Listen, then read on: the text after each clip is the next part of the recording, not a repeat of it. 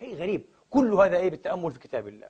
لكن تجد المسلم اليوم في عصور الانحطاط الأخيرة هذه لا يعرف هذه الحقيقة، أو لا يحب أن إيه؟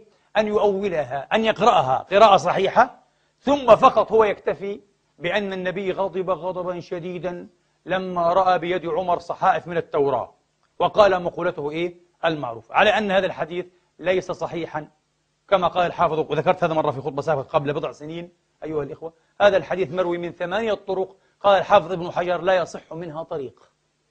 مشهور جدا عند الناس، أمتهوكون فيها يا ابن الخطاب. كيف أصدق هذا الحديث؟ كيف أصحح هذا الحديث والله يقول إيه؟ فاسأل الذين يقرؤون الكتاب من قبلك. الله بيقول لي روح اسألهم وشوف.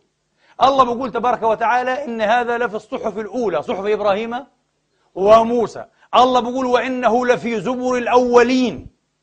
الله بيقول قل فأتوا بكتاب من عند الله هو أهدى منهما أتبعه إن كنتم صادقين. يعني التوراة إنا أنزلنا التوراة فيها هدى ونور يحكم بها النبي.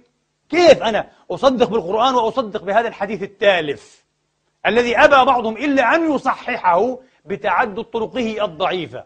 وتعدد الطرق ليس دائما ضمانة لصحة الحديث، بل كما قال الحافظ العلائي رحمة الله تعالى عليه: تعدد الطرق أحيانا للضعيف لا يزيده إلا وهاء وضعفا، يؤكد أنه ضعيف.